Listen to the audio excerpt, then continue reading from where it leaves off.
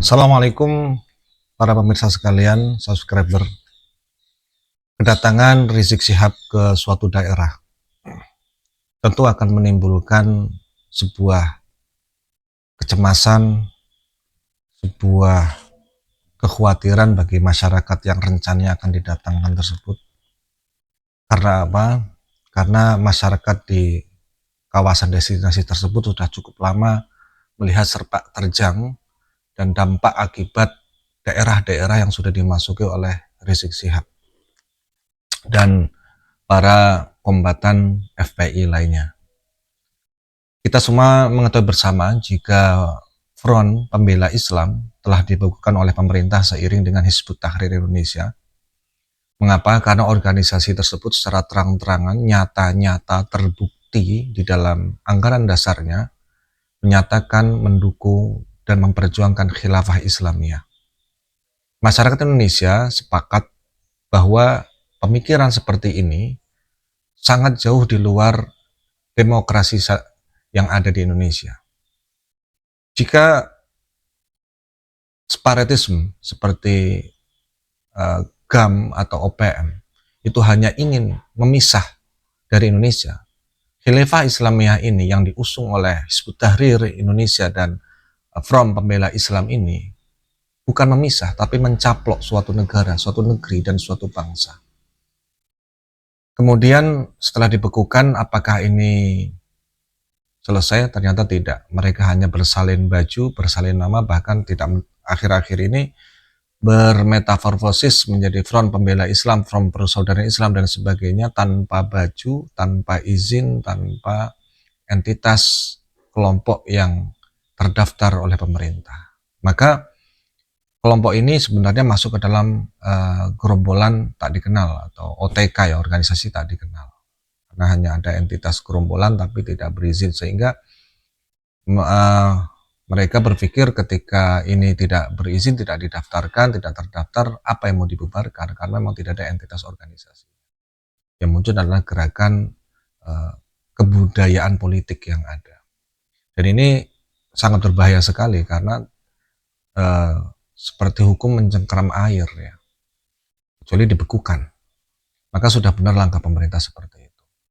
Kasus yang terjadi di Pemalang, sebagaimana yang saya sampaikan tadi, menimbulkan kecemasan di seluruh masyarakat Jawa Tengah. Mengapa demikian? Karena tadi itu, dari track record yang ada, kemudian dampak, manfaat, maslahat, dan mudarat orang-orang eksponen FPI ini ketika memasuki atau beraktivitas di suatu kawasan.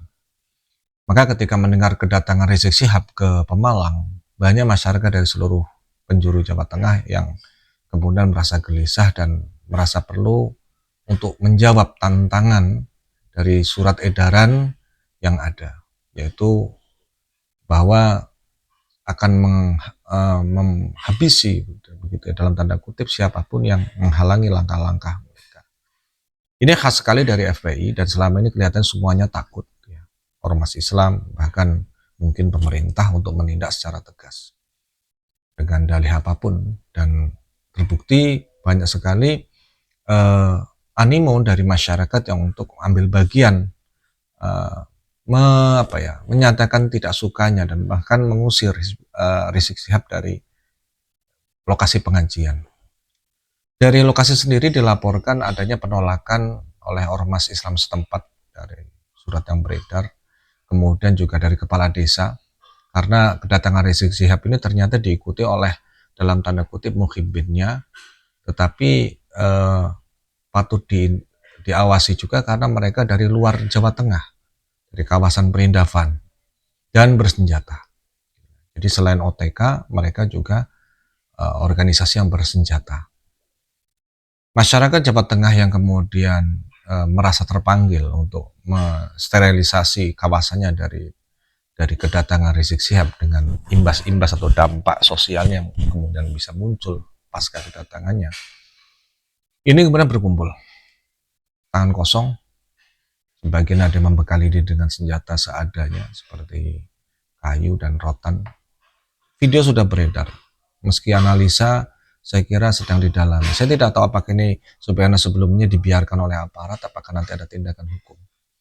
Satu, yang tidak disukai oleh masyarakat terhadap eksponen FPI ini, para kombatan-kombatannya adalah ujaran kebencian dan dugaan ujaran kebencian dan provokasi, ajakan perang, ajakan untuk membentur sesama bangsa Indonesia di panggung-panggung atas nama pengajian Maulid, Khol atau apapun. Dan ini sudah menjadi rahasia umum dan aneh sebetulnya kalau tidak dilakukan penolakan oleh otoritas setempat. Dan justru ternyata di Pemalang itu dengar-dengar itu difasilitasi malah. Nah ini yang membuat masyarakat gempung ya, gempung itu murka dengan fenomena yang ada.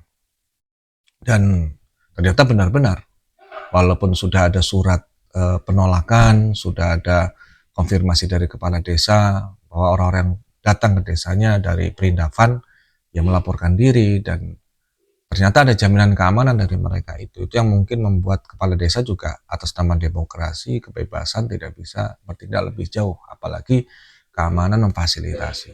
Kita lihat ketika Rizik Syihab didatangkan juga dikawal begitu. Dan sesuai dengan dugaan, ketika pengajian berlangsung terjadi kericuhan.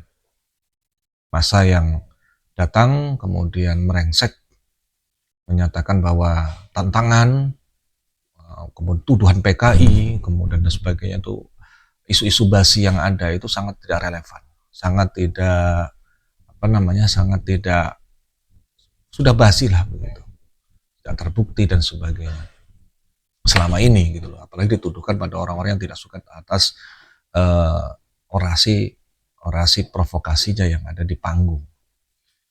Dan kemudian kericuhan terjadi, video sudah beredar banyak, korban berjatuhan dari kedua belah pihak, dari kalangan baik dari orang yang didatangkan dari luar Jawa Tengah maupun masyarakat Jawa Tengah sendiri. Kemudian bahkan dari aparat. Ini kemudian beberapa saat kemudian kita dengar bahwa otoritas keamanan yang ada di situ, Kapolresnya juga dimutasi.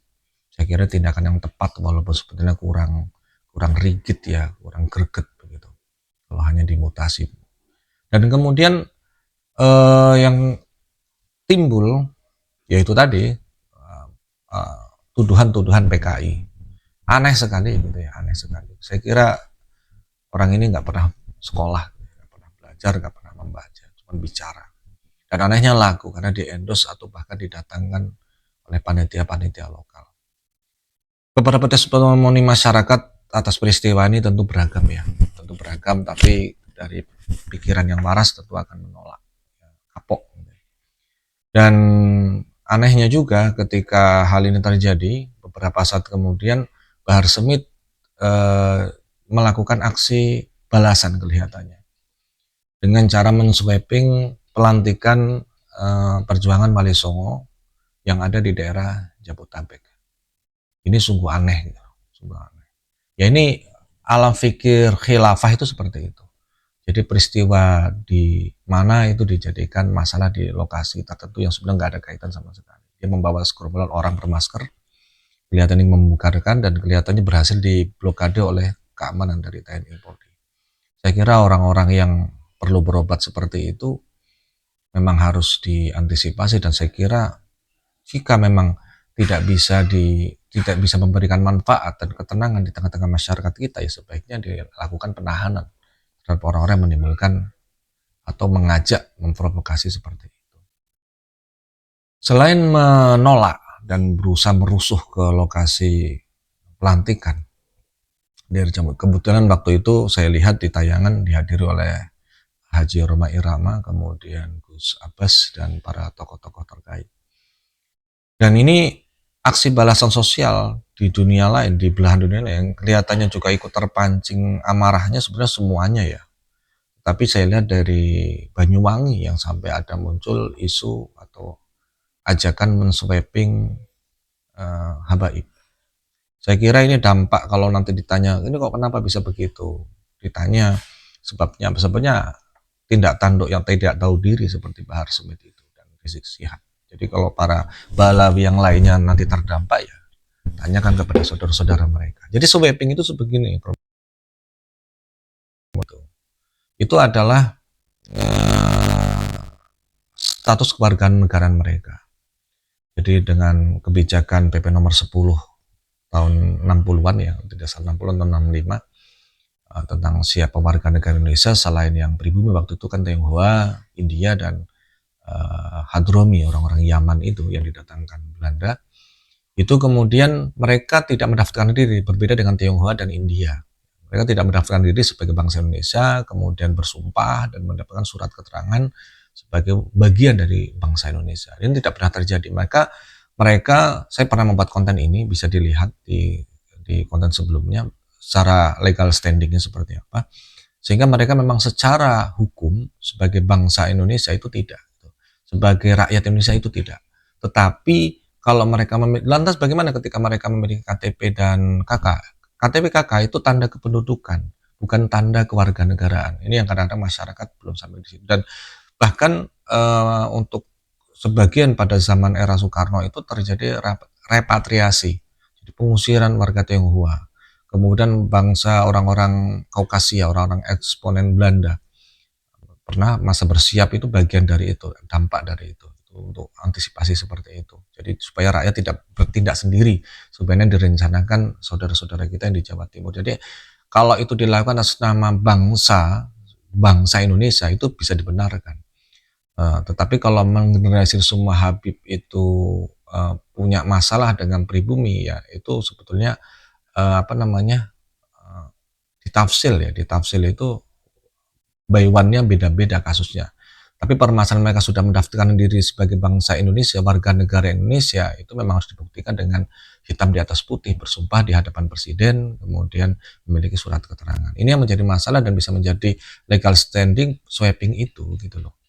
Jadi kalau ada yang bertanya, mereka kan sama warga Indonesia, negara Indonesia nanti dulu. Bahkan saya pernah diskusi dengan salah satu tokoh aparat, mereka kan sama-sama warga negara Indonesia, kenapa kok dilarang ceramah? Oh nanti dulu kalau bangsa Indonesia, bagian rakyat Indonesia itu ada ketentuan di undang-undang.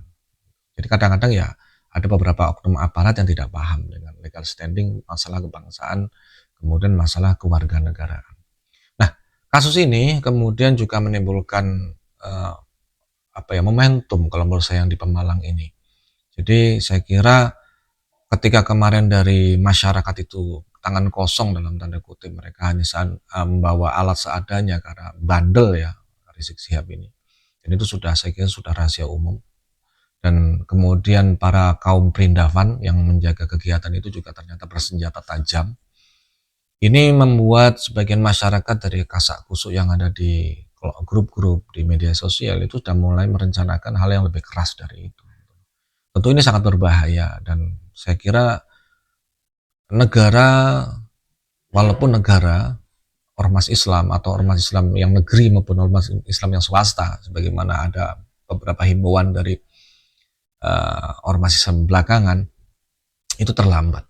Tapi lebih baik terlambat daripada tidak ada sama sekali. Negara kalau tidak hadir, ini akan menjadi keributan yang sifatnya nasional. Dan ini sangat memalukan apabila sampai disorot oleh luar negeri. Dan ini benar-benar masalah yang sangat mengakar di masyarakat. Tolong pemerintah memang harus sering turba ya, buka mata, buka telinga secara objektif. Saya lihat juga di pemberitaan-pemberitaan yang ada yang muncul adalah framing-framing yang tidak jelas. Sekali lagi, kalau ingin tes case ya datangkan saja Rizik Sihab lagi ke Jawa Tengah atau ke Jawa Barat mungkin misalnya, atau bahkan ke Jawa Timur, atau bahkan keluar Jawa, kita lihat seperti apa. Dan saya kira itu nanti kita bisa melihat, dan kadang-kadang juga saya agak sedih juga jadi bahan berita yang tidak baik tentang negara kita. Dan orang-orang seperti ini saya herannya kok ya masih melenggang. Bukankah pemerintah punya perangkat untuk ya tidak sembarangan orang memiliki hak untuk public speaking, terutama yang tidak memiliki dasar ilmu, tidak memiliki dasar bukti bahwa dia bisa menimbulkan ketenangan, menimbulkan kenyamanan, menimbulkan pengetahuan, menimbulkan apa yang baik-baik tentang negara ini. Masih banyak kan orang lain gitu. Nah,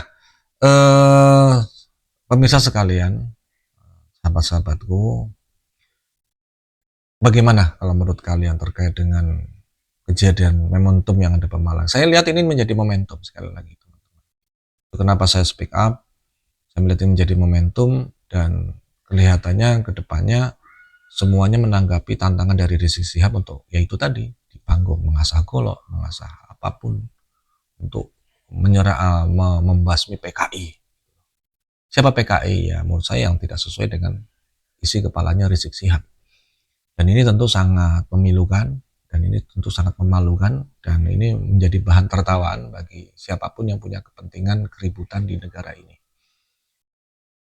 Teman-teman sekalian, saya kira sudah saatnya Anda sadar, kita semuanya bangkit sebagai sebuah bangsa yang berdaulat, bahwa kita mendapatkan negeri ini bukan dengan duduk berpangku tangan hadiah atau apapun, tapi dengan perjuangan, dan kita tidak dibantu bangsa manapun. Didukung mungkin ada 1-2 bangsa, Mesir, Palestina mungkin ya, mendukung kita itu. Tapi membela dalam arti turun di lapangan itu sangat tidak ada.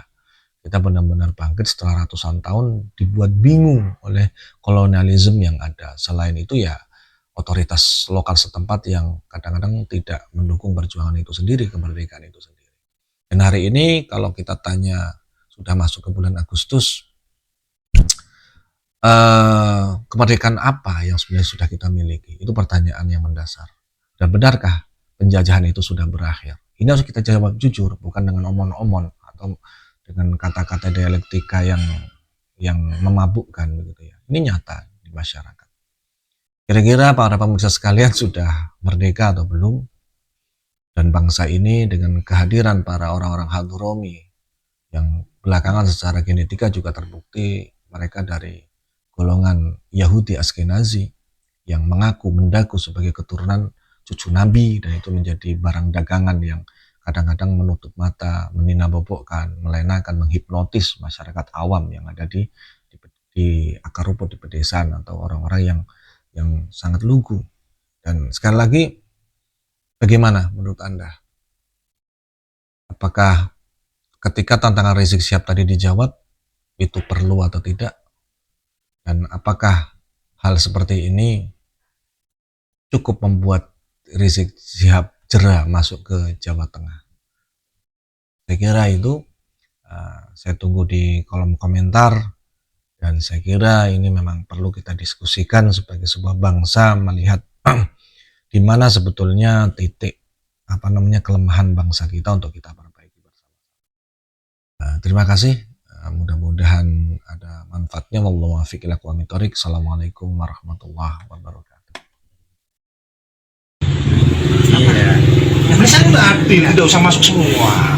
Sudah. Saya tidak Sampean membedakan. sebagai kepala desa harus netral. Jangan netral. Nah, maksudnya netral gimana? Sampai mau Gimana? kan ada 2 organisasi kata saya. Ya. Sampai ikut yang mana? Saya tidak ikut kemana-mana. Makanya netral sampean gitu. Di tengah-tengah maksudnya Pak Kades. Saya udah di tengah. Sekarang gini Saya Pak, menjaga. sekarang gini Pak, kalau Saya kita di sini hadir, menjaga warga saya. Saya jamin di sini. Kalau pengajian nanti malam sampai selesai gak bakal ada masalah. Kalaupun terjadi keributan, jaminannya apa? ya kita jaminannya di sini. Enggak ada pengajian Jaminannya di sini. Berarti Yang mulai dulu Pak nanti pegang. Iya. Kan kita negara hukum bicara ya Pak. benar. Nyuwun sewu di kebalan ge. Saya Kita di duduk sini manis sama angatan bertanggung malam. jawab. Kiai saya tiap hari memberikan pengajian, keamanan, ketentraman, keamanan, bagaimana cara hidup rukun. Kita sudah menjamin itu. Kenapa? Karena medsos, organisasi Depan ini kan hall kan setiap tahun. Iya, Itu gimana Pak? ya himbauan dari ketua masjid, dari Pak Bawa Kadus ya besok lagi jangan ngundang yang ya di hall silahkan tapi jangan undang Pak Habib lagi, jangan undang Habib Rizik lagi. Iya karena itu.